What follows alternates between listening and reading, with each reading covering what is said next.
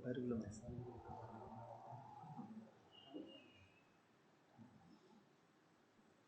Yang baru belum Pak? Yang saya WA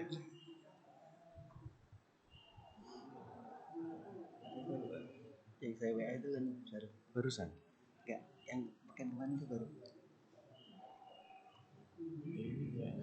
baru tak kirim lagi tadi pagi. Enggak sekarang tadi.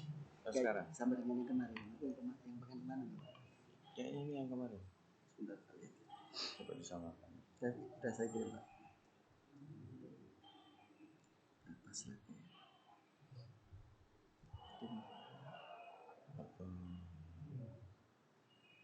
Slide-nya 13. 15.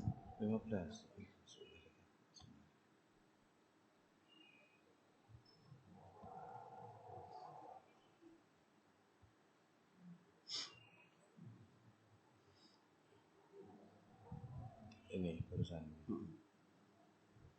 Sama dengan yang kemarin saya akan gitu.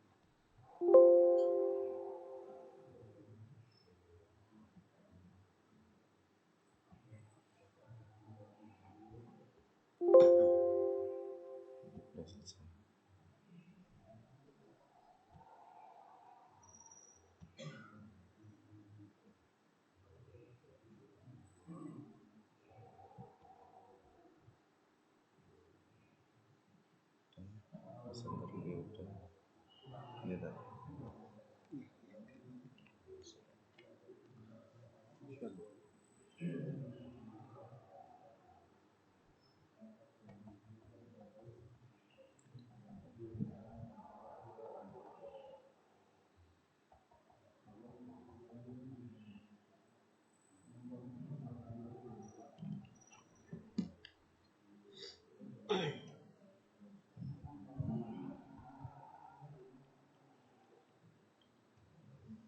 Bismillahirrahmanirrahim. Assalamualaikum warahmatullahi wabarakatuh. Alhamdulillahi rabbil alamin. Wassalatu wassalamu ala nabiyyina Muhammadin wa ala alihi wa ashabihi ajmain. Amma ba'du. Allahumma inna nas'aluka ilman nafi'an wa rizqan thayyiban wa amalan mutaqabbala. Allahumma 'allimna ma yanfa'una wanfa' bima 'allamtana wa zidna ilman. Amin ya rabbal alamin. Amma ba'du, ya ayyuhalladzina amanu taqullaha haqqa tuqatih wa la tamutunna illa wa antum muslimun. Hadirin jemaah hafizakumullah, alhamdulillahirabbil alamin. Di kesempatan pagi ini kita akan melanjutkan pembahasan surah Abasa yang sudah kita lakukan beberapa waktu sebelumnya, dan insyaallah di kesempatan pagi ini setelah kemarin kita diingatkan, pertemuan sebelumnya kita diingatkan melalui ayat-ayat yang ada di dalam surah Abasa ini, kita diingatkan tentang asal penciptaan kita, kemudian kita diingatkan tentang kemana kita nanti akan kembali, sampai-sampai Allah mengatakan qutilal insanu ma akfarah. Manusia itu celaka, manusia itu binasa karena kekufuran yang dilakukannya. Maka untuk menghilangkan sifat kufur itu, untuk menghilangkan sifat kekufuran itu, maka kita diingatkan tentang dua hal. Pertama, diingatkan tentang asal muasal penciptaan kita. Kemudian yang kedua, diingatkan kemana kita akan kembali. Bahkan banyak hal sudah disampaikan tentang proses kehidupan manusia, walaupun disampaikan di dalam ayat yang sedikit, ayat yang pendek, justru itu menggambarkan berapa banyak bilangan tahun yang kita jalani dalam kehidupan di dunia, bahwa kehidupan di dunia ini pasti akan terasa pendek, atau bahwa kehidupan di dunia ini masanya pendek kalau dibandingkan dengan kehidupan di akhirat yang kekal, yang abadi.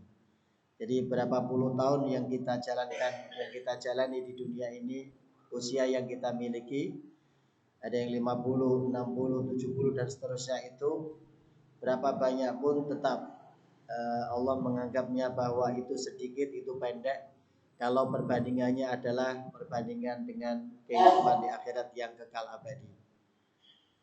Kemudian setelah berbicara tentang ayat-ayat pengingat untuk kita, maka di ayat berikutnya ini kita juga diberikan pengingat lagi, yaitu dimulai dari ayat falyanzuril insanu ila ta'amih, maka hendaklah manusia itu memperhatikan, melihat kepada makanannya. Jadi setelah kita diingatkan asal muasal penciptaan kita, diingatkan tempat kembali kita, kemudian kita diingatkan lagi, maka hendaknya manusia itu memperhatikan, melihat kepada makanannya. Kenapa harus makanan? Nanti kita akan lihat. Yang diinginkan di ayat ini, pertama kata falyanzur. Falyanzur ini secara bentuknya adalah bentuk perintah, karena ada fi'il mudhari yang bertemu dengan lam yang menunjukkan amar atau perintah. Jadi ayatnya memerintahkan untuk kita. Kalau di dalam Al-Quran ada fi'il amar, ada kata yang menunjukkan perintah, maka kata tersebut atau perintah tersebut hukumnya wajib, selama tidak ada hal yang mengubah hukumnya dari wajib menjadi sunnah, dari wajib menjadi mubah atau yang lain. Tidak ada korenah, tidak ada hal lain yang membelokkan hukum tersebut. Dan di ayat ini falyanzuril insanu ini tidak ada hal yang membelokkan dari hukum asalnya. Maka memperhatikan makanan itu bagian dari perintah, dan kalimatnya menggunakan kata undur. Kalau undur itu biasanya disuruh melihat, tapi melihatnya dengan seksama, bukan hanya melihat sekilas kemudian kita berpaling, bukan hanya sekedar melihat sebentar kemudian tidak ada hal yang kita perhatikan dengan serius. Tapi kalau menggunakan kata undur, itu melihatnya dengan serius, dengan nazar, dengan pandangan yang benar-benar memperhatikan dengan seksama. Jadi yang pertama kita pahami di sini bahwa ini perintah dari Allah langsung. Perhatikan urusan makananmu. Kalau di sini babnya bukan masalah makanan halal atau haram. Kalau makanan halal atau haram itu ada di ayat yang lain. Ya ayyuhan nas kulu mimma fil ardi halalan thayyibah. Kalau itu perintahnya bukan hanya kepada orang beriman, tapi kepada seluruh manusia untuk memakan makanan yang halal dan thayyib yang baik. Makanannya halal dan makanan yang baik untuk tubuhnya, untuk kesehatannya dan seterusnya. Perintah itu bukan hanya untuk orang beriman, tapi seluruh manusia, baik yang beriman ataupun yang tidak beriman, agar mereka memakan makanan yang halal dan yang thayyib. Kalau itu tentang halal atau haram, baik atau tidak baik. Kemudian di ayat yang lain juga ada ayat yang kita diperintahkan untuk makan dan minum, dan ayat ini menjadi kaidah besar dalam ilmu kesehatan. Jadi yang ada di dalam surah Al-A'raf, setelah bicara tentang wahai anak Adam, wahai anak manusia, pakailah pakaian terbaik kalian ketika akan masuk ke dalam masjid. Khudhu zinatakum inda kulli masjid. Maka perintah setelahnya adalah wakulu washrabu wala tusrifu. Kemudian makanlah dan minumlah wala tusrifu, dan jangan berlebihan. Jadi potongan ayat tadi ya, wakulu washrabu wala tusrifu, ini kaidah besar dalam ilmu kesehatan. Jadi kalau dalam ilmu kesehatan, banyak penyakit, banyak hal yang membuat tubuh kita tidak sehat itu bermuaranya dari apa yang masuk ke dalam perut kita. Maka kaidahnya bukan nyuruh makanlah yang sedikit, makanlah yang cukup, makanlah yang banyak, bukan. Tapi silahkan makan apa saja, silahkan minum apa saja, tentu yang halal yang thayyib, dan batasannya adalah wala tusrifu, jangan berlebihan. Tentu berlebihan ini satu dengan orang berbeda-beda ukurannya. Maka ayatnya bicaranya secara umum, dan itu kalau kita pegang ayat ini, maka tadi ya, ini menjadi asas, menjadi pokok dalam ilmu kesehatan yang merupakan potongan ayat tadi. Perhatikan makanan kalian, minuman kalian, dan jangan berlebihan. Wala tusrifu, jangan berlebihan. Nah, itu kalau di ayat yang lain diperintahkan makanannya yang dimakan harusnya halal yang thayyib. Kemudian ayat berikutnya tadi silakan makan, silakan minum apa saja, yang penting jangan berlebihan. Kemudian kalau di ayat ini yang ada di dalam surah Abasa, falyanzuril insanu, hendaklah manusia itu memperhatikan ila ta'amihi, kepada makanannya. Ini lebih kepada proses makanan itu terjadi. Dari mulai makanan itu ditanam sampai ada di atas tempat kita, di atas meja kita untuk siap kita makan. Itu yang diinginkan oleh ayat ini. Lihat, perhatikan bagaimana proses makanan itu bisa sampai di hadapan kalian. Perhatikan bagaimana makanan itu bisa sampai ke tangan kalian untuk siap kita makan, untuk siap kita santap. Itu yang diinginkan. Dan kata undur tadi, yang melihat bukan hanya melihat sekilas, tapi melihat dengan memperhatikan dengan seksama. Berarti yang diinginkan oleh ayat ini adalah kita memikirkan.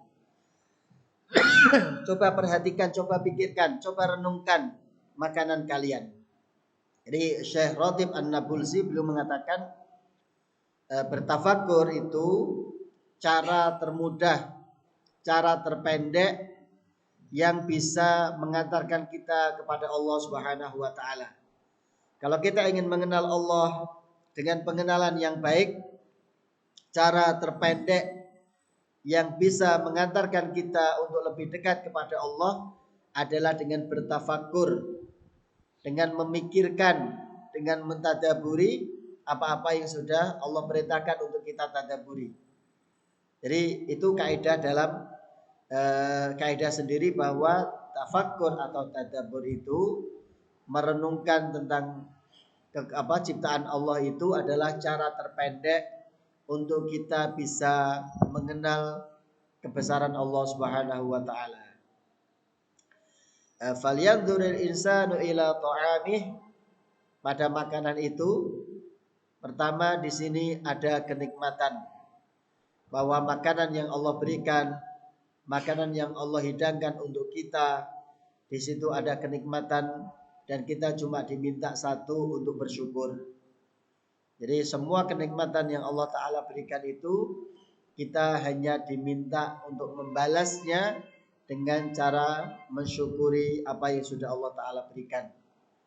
Kemudian pada makanan yang kita disuruh memperhatikan itu ada ayat.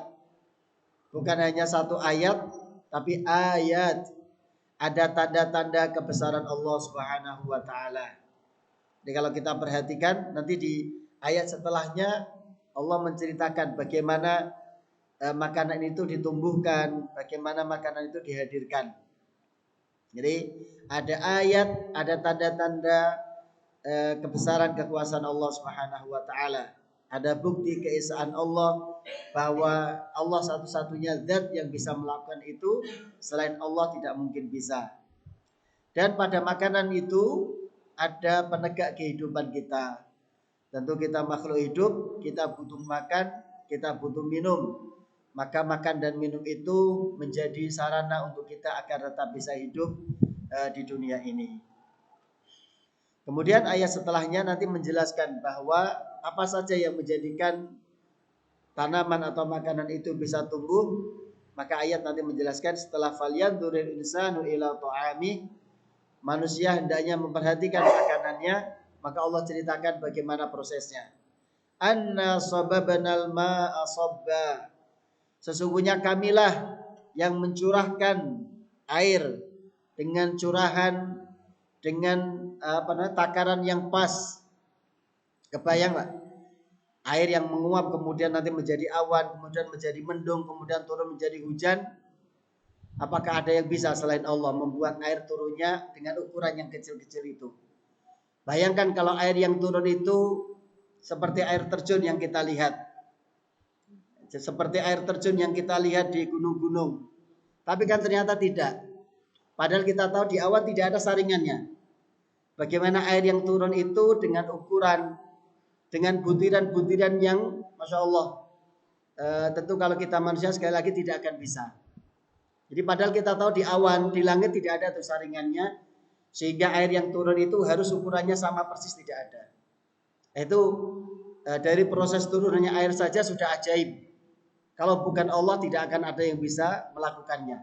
Padahal kita tahu air yang di awan itu kan menggumpal, bergabung jadi satu, kemudian menjadi mendung. Tapi kenapa turunnya tidak langsung?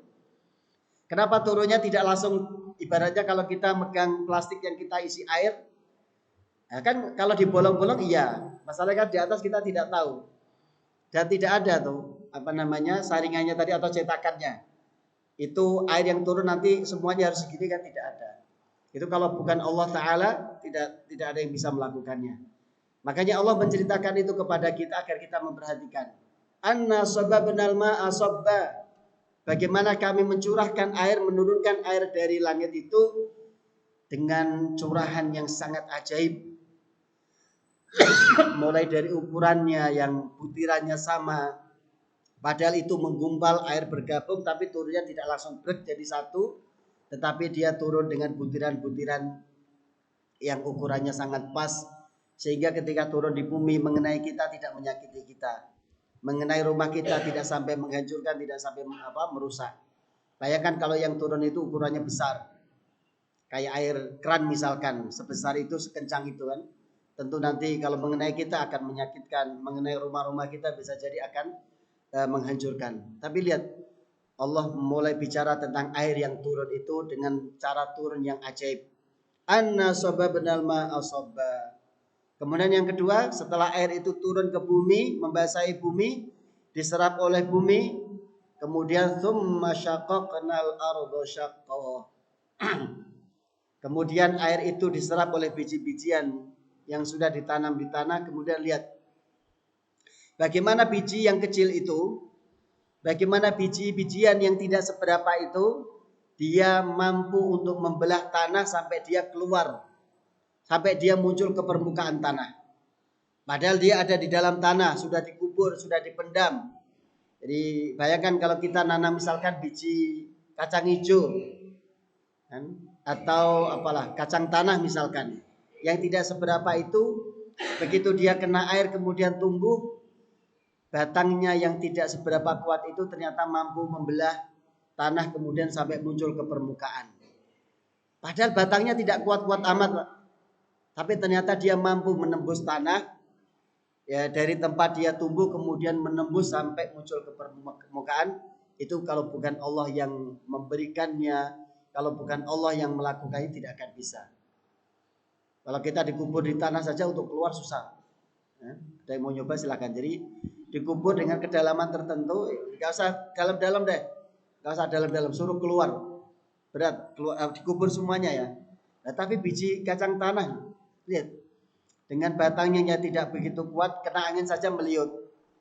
Tapi dia mampu untuk menembus tanah kemudian sampai keluar permukaan. Maka Allah ingin menyampaikan kepada kita, tsumma syaqaqna. Kami loh yang membelah tanah itu, kemudian membuat biji-bijian itu bisa keluar ke permukaan. Tsumma syaqaqnal arda syaqqa. Kami yang membelahnya. Kami yang membukanya dengan pembukaan yang lagi-lagi kita lihat sangat-sangat ajaib. Ya, kemudian fa'ambatna fiha habba. Kemudian kami tumbuhkan dengan itu semuanya habban, yaitu biji-bijian, yaitu tanam-tanaman yang memiliki biji. Kenapa dimulai dari biji? Nah, ini nanti bahasanya ada di ayat yang lain. bahwa biji ini yang membuat tanah, mengubah tanah nanti menjadi subur dan sebagainya. Itu pembahasannya ada di ayat yang lain. Tapi di sini Allah ingin menegaskan. Jadi prosesnya begitu, unsur terbentuknya makanan kita atau prosesnya dimulai dari air yaitu air hujan yang turun, kemudian air itu membasahi tanah, membasahi bumi, kemudian menumbuhkan apa yang biji-bijian yang ada di dalam bumi, kemudian biji itu tumbuh dan membelah tanah, kemudian muncul ke permukaan. Fa'ambatna fiha habba. Jadi di sini ada hal yang menarik kalau kita mau detailkan. Allah Subhanahu wa taala menggunakan kata thumma, kemudian yang berikutnya menggunakan kata fa. Kata thumma dan fa itu sama-sama kata sambung. Bedanya kalau thumma itu yang biasanya kita artikan kemudian, itu ada jeda. Jadi ada jedanya, tidak langsung otomatis. Makanya kita dapati begitu hujan turun kan tidak otomatis langsung tumbuh. Tapi dia ada jeda, makanya menggunakan kata thumma. Jadi tadi dikatakan anna sababnal ma'a sabba, kami curahkan air dengan curahan yang cukup. Thumma syaqaqnal arda, kemudian kami belah bumi. Ada kata kemudian, thumma artinya tidak langsung. Begitu hujan kemudian bumi terbelah, tanaman muncul tidak. Tapi ada kata thumma, ada proses yang membutuhkan jeda, membutuhkan waktu. Baru kemudian menggunakan kata fa'ambatna, lalu kami tumbuhkan. Nah, kalau ini prosesnya cepat. Begitu biji-bijian itu sudah terkena air hujan, maka dia tumbuhnya cepat. Maka menggunakan kata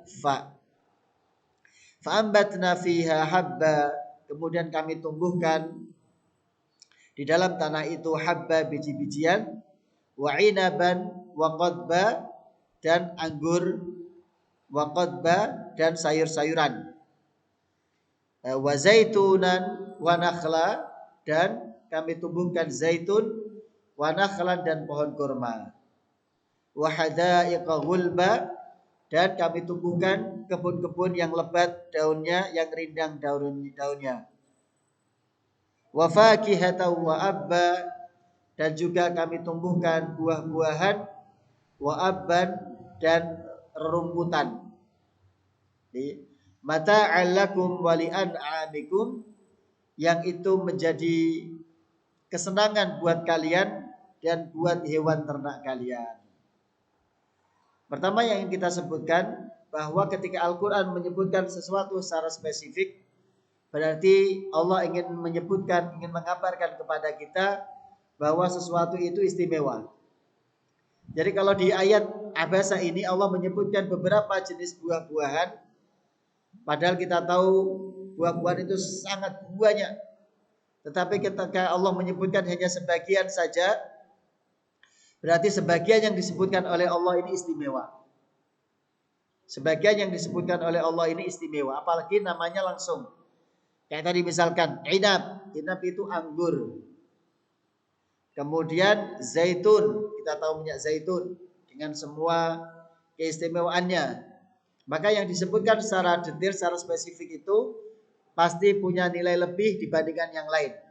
Maksudnya begini Pak, kalau dibandingkan sama-sama buah misalkan, ini ada buah anggur, yang satu buah kedondong.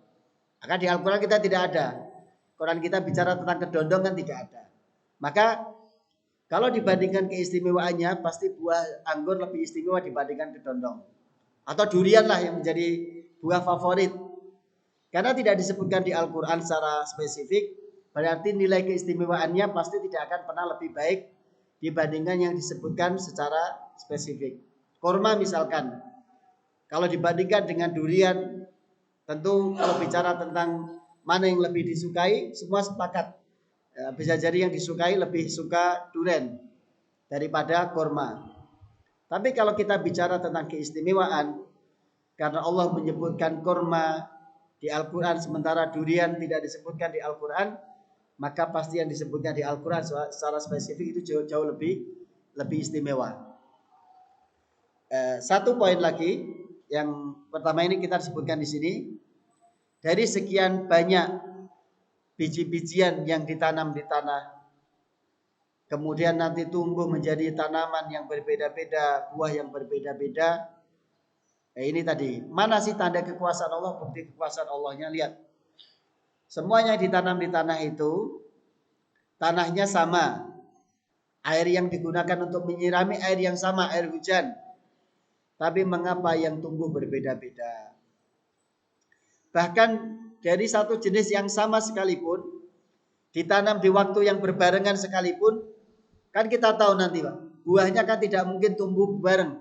Artinya misalkan apa, mangga, di satu pohon saja, nggak usah di pohon yang banyak, satu pohon saja, itu tumbuhnya di tanah yang sama, disirami dengan air yang sama, tetapi bagaimana ceritanya, itu buahnya kok tumbuhnya tidak barengan. Kenapa masaknya tidak barengan, matangnya tidak barengan? Siapa yang bisa membuat begitu kan? Padahal kita nyiraminya sama waktunya. Kan nggak mungkin kan? Orang punya mangga kemudian nyiraminya separuh-separuh. Sebagian ini disirami separuh, nanti yang sore disirami lagi, atau malam bagian yang lain disirami, kan tidak mungkin. Nyiraminya mesti bareng. Tapi lihat, mengapa buah yang muncul kok berbeda-beda? Termasuk waktu matangnya, masaknya kok bisa berbeda-beda. Maka ini salah satu tanda kekuasaan Allah, bahwa yang bisa melakukan itu hanya Allah Subhanahu wa taala. Bayangkan kalau semua buah itu matangnya di waktu yang sama. Nah, jangan-jangan cuma sekali panen, setelah itu kita nggak punya lagi, kita nggak dapat lagi. Tapi lihat maha sayangnya Allah kepada kita. Allah buat buah-buahan yang kita tanam, yang tumbuh itu matangnya tidak berbarengan, sehingga kita bisa hari ini bisa panen, besok bisa ngambil lagi, lusa bisa makan lagi. Tapi bayangkan kalau itu matangnya sekaligus, satu pohon sekian banyak buah, matangnya satu hari full, dan harus dipanen hari itu juga, setelah itu nggak ada lagi, maka kita tidak bisa menikmati. Kemudian ketika Al-Quran di surah Basa ini menyebutkan nama buah-buahan, tapi ada yang unik. Allah menyebutkan korma, tapi yang disebutkan bukan buah kormanya, tapi pohonnya. Nakhla wa zaitunan wa nakhla, dan buah zaitun, kemudian pohon korma. Kenapa disebutkan pohon? Padahal Allah sedang berbicara tentang buah-buahan. Tapi kenapa Allah selipkan pohon korma? Kalau buah korma, bahasa Arabnya diantaranya tamar misalkan. Ada tamar, ada rutop, itu nama jenis-jenis buah korma. Dengan apa namanya, ini yang sudah matang, ini yang belum matang, ini yang masih basah, ini yang sudah keras, ini yang warnanya. Jadi Allah Subhanahu wa taala di sini menyebutkan pohon korma, bukan buah korma.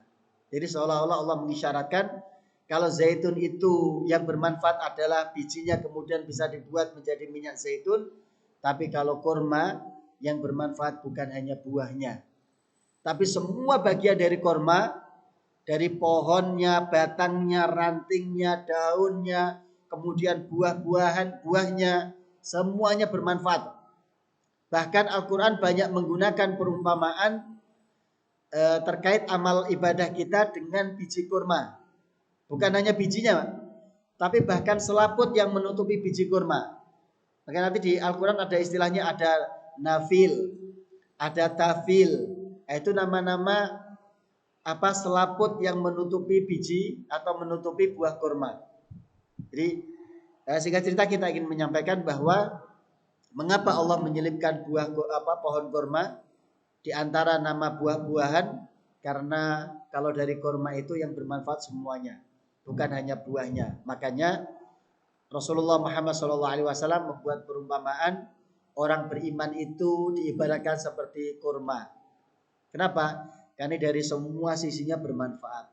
Maka ketika kita disebut orang beriman yang diibaratkan seperti kurma, maka kita harus memberi manfaat kepada yang lain dari semua hal, Karena itu yang diinginkan oleh Rasulullah SAW, bahwa kurma itu yang bermanfaat bukan hanya buahnya, dari mulai batangnya, rantingnya, dahannya, daunnya, semuanya bermanfaat. Dan begitulah seharusnya orang beriman. Ini mungkin yang bisa disampaikan dulu. Nanti dilanjutkan di pertemuan yang lain, masih berbicara tentang makanan. Wallahu ta'ala alam bisawab. Ini sedikit yang bisa disampaikan, semoga ada manfaatnya. Kita cukupkan dengan doa kafaratul majlis. Alhamdulillah. Subhanakallahumma bihamdika asyhadu an la ilaha illa anta astaghfiruka.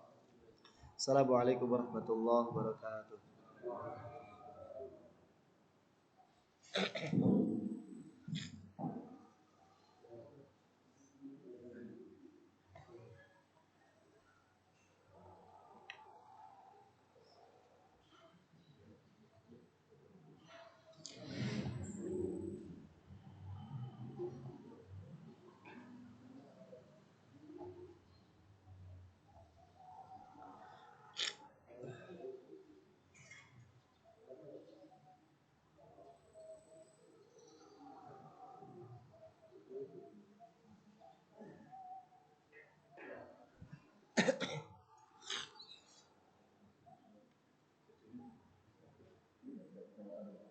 Diantar apa?